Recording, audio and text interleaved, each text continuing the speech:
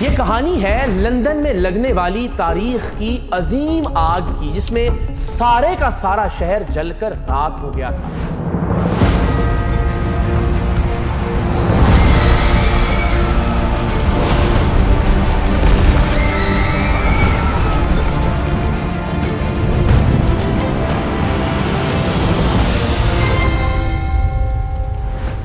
80,000 کی آبادی والے شہر کے 70,000 لوگ اس آگ سے متاثر ہوئے ہیں۔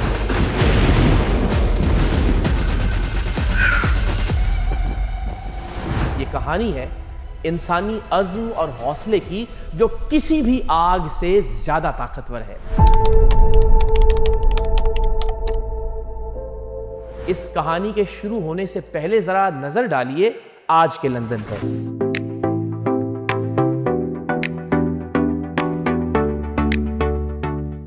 یہ لندن ہے، دنیا کا دوسرا سب سے طاقتور شہر۔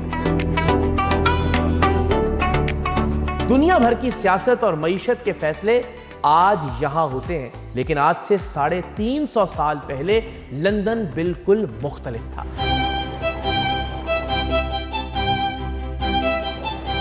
1666 میں لندن شہر کی آبادی 80,000 تھی، جبکہ مضافات اور ارد گرد کے علاقوں کو ملا کر آبادی تقریباً 4.5 لاکھ بنتی تھی۔ تنگ گلیوں میں لکڑی کے بنے ہوئے گھر ایک دوسرے کے اتنے قریب تھے کہ اگر ایک گھر کی کھڑکی سے ہاتھ نکالا جائے تو سامنے والے گھر کی دیوار کو چھو سکتا۔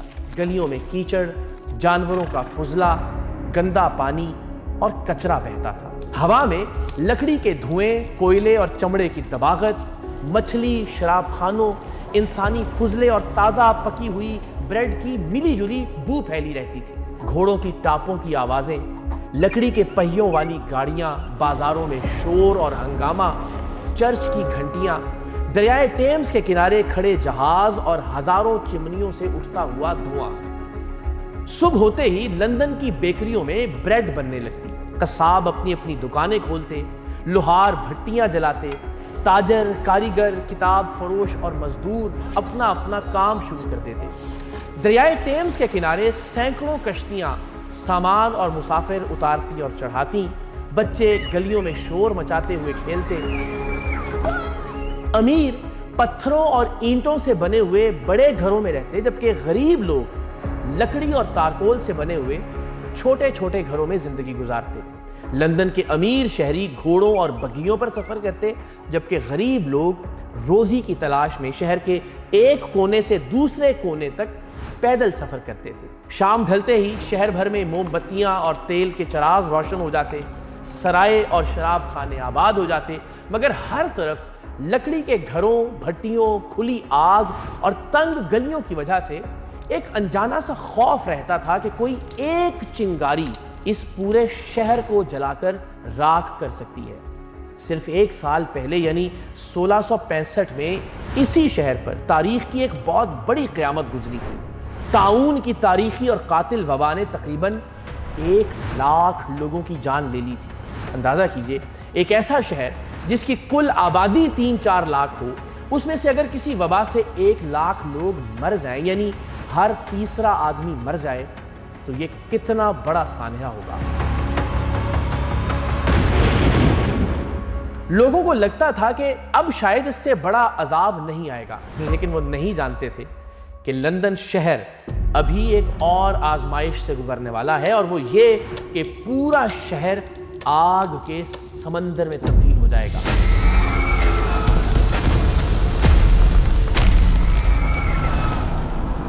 دو ستمبر 1666 اتوار کی رات تقریباً 1 بجے کا وقت تھا کہ پڈنگ لین میں شاہی نیوی کے لیے بسکٹ اور بادشاہ کے لیے بریڈ بنانے والی شاہی بیکری تھامس فیرنر بیکری میں اچانک سے آگ بھڑک گئی۔ فیرنر نے بعد میں دعویٰ کیا کہ اس نے بیکری کی تمام بھٹیاں بجھا دی تھی، لیکن شاید کوئی ایک چنگاری بچی رہ گئی تھی، اور بس اس ایک چنگاری سے تاریخ کی اس عظیم آگ یعنی گریٹ فائر کا آغاز ہوا۔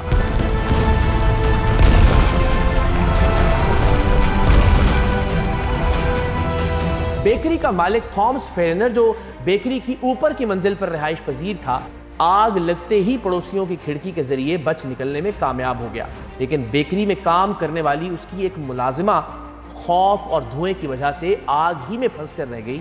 وہ لندن کی اس عظیم آگ میں مرنے والی پہلی انسان تھی۔ بیکری اور اس کے اطراف میں سارے گھر لکڑی کے بنے ہوئے تھے، سو آگ نے آن کی آن میں تھامس فیرنر کی بیکری کو جلا کر راکھ کر دیا اور تیزی سے ارد گرد کے گھروں کی جانب بڑھنے لگی۔ شہر کی بدقسمتی یہ تھی کہ لندن جہاں تواتر سے بارشیں ہوتی ہیں، وہاں کئی مہینے سے بارش نہیں ہوئی تھی۔ لندن کے گھر جن لکڑیوں سے بنے تھے وہ لکڑیاں خشک ہو چکی تھیں اور اسی لیے یہ لکڑیاں بہت تیزی سے آگ پکڑ رہی تھیں۔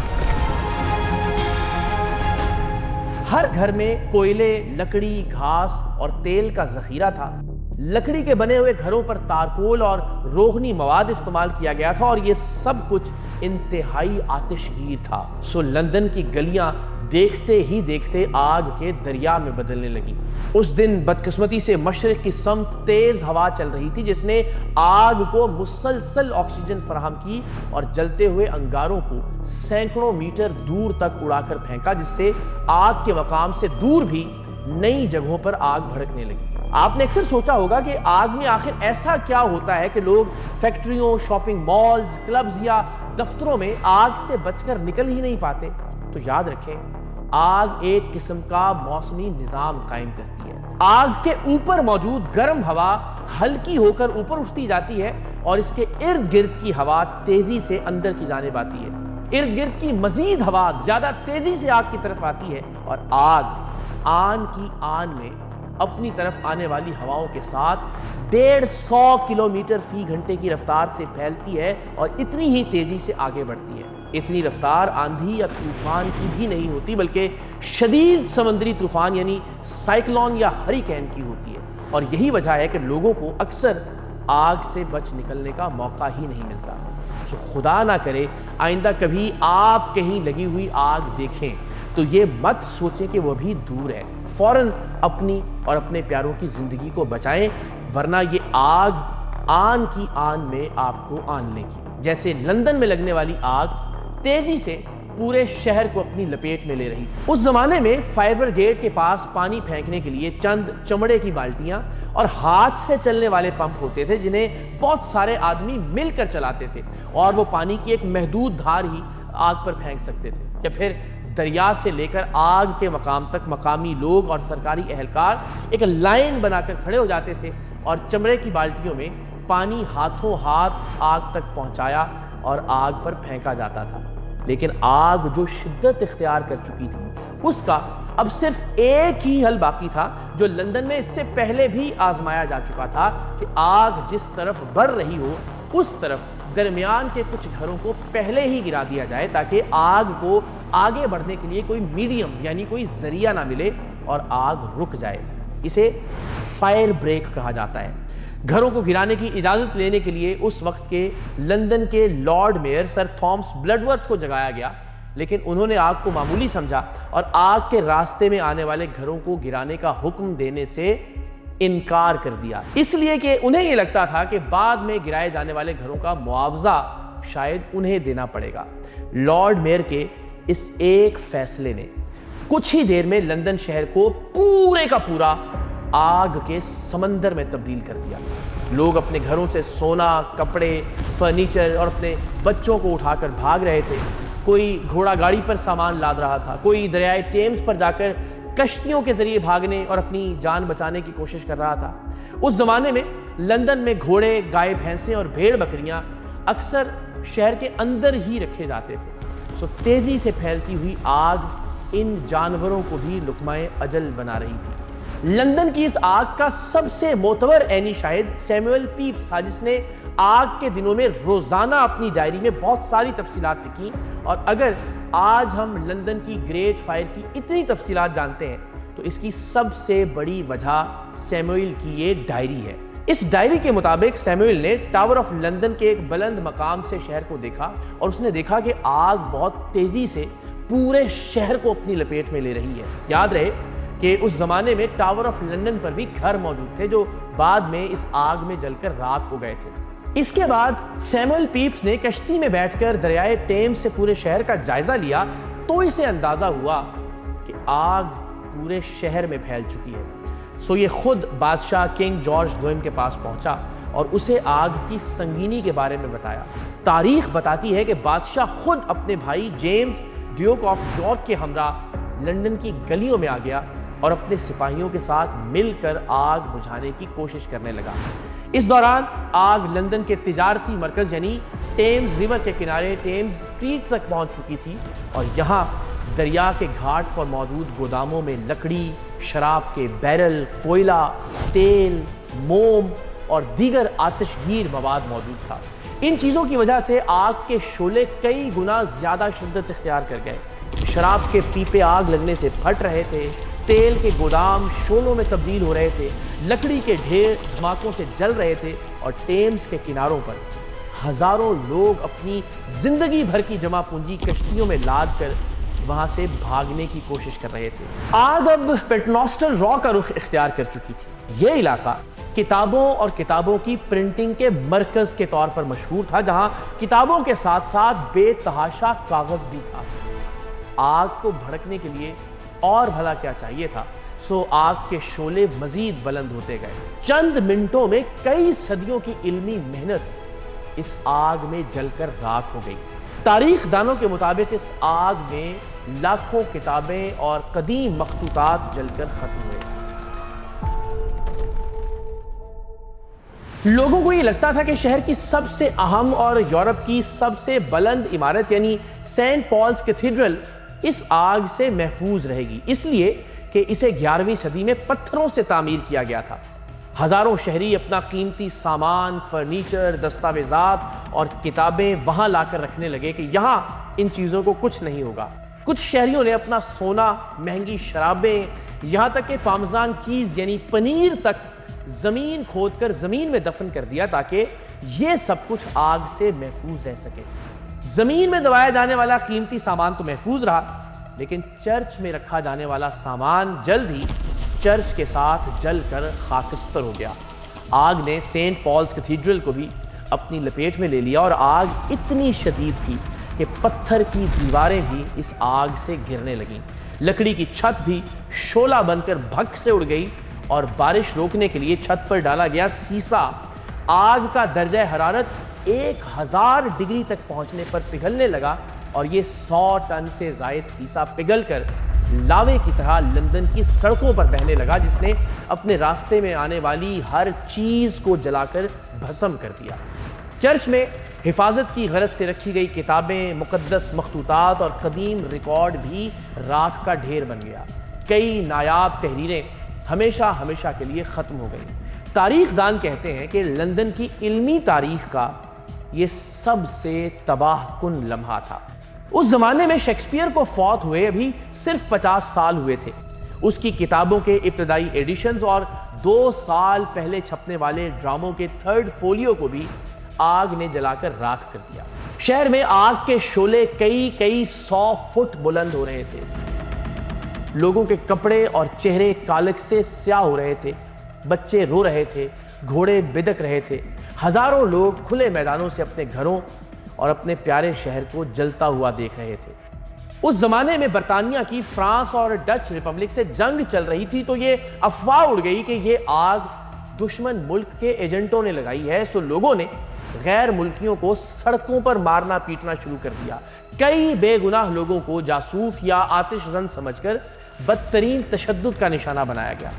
دوسری طرف شہر میں چوروں کی چاندی ہو گئی، خالی گھروں سے سامان چرایا جانے لگا۔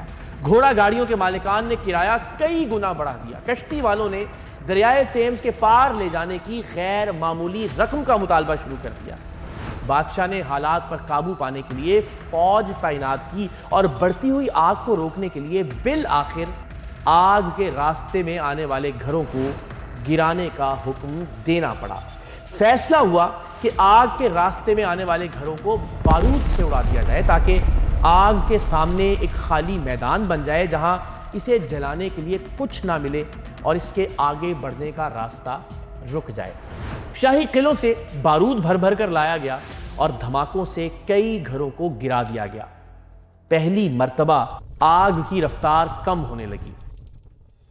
इसी दौरान 4 सितंबर की शाम खुदा का करना कि हवा का रुख भी कुछ तब्दील हुआ और ये दोनों अवामिल मिले तो आखिरकार आग काबू में आना शुरू हुई। 2 सितंबर से 6 सितंबर 1666 तक ये आग 4 दिन तक शहर को जलाती रही और इन 4 दिनों में लंदन की शक्ल हमेशा हमेशा के लिए तब्दील हो गई।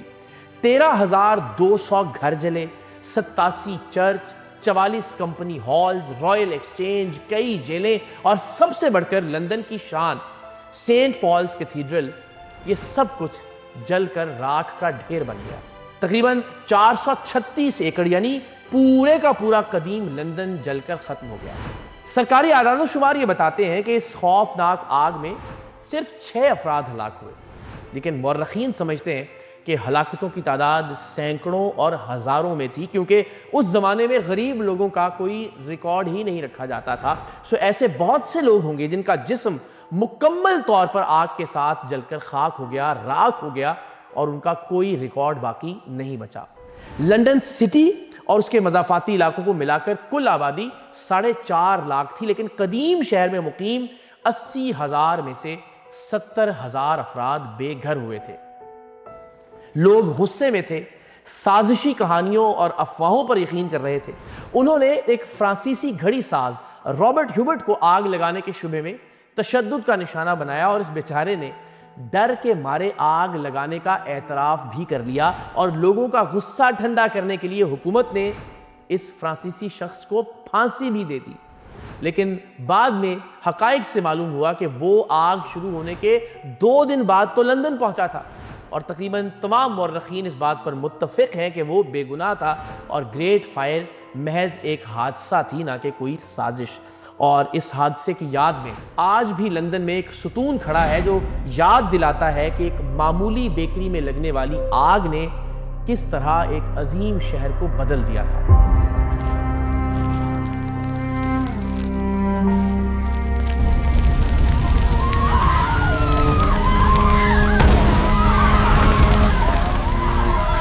उस बेकरी के बाहर भी एक यादगारी तख्ती मौजूद है जिस पर यह लिखा है कि इस मकाम के करीब थॉमस फेरनर की बेकरी मौजूद थी, जहां से 2 सितंबर 1666 को लंदन की अजीम आग का आगाज हुआ था। लेकिन आज वहां कोई बेकरी नहीं बल्कि फेरनर हाउस नाम की एक इमारत मौजूद है।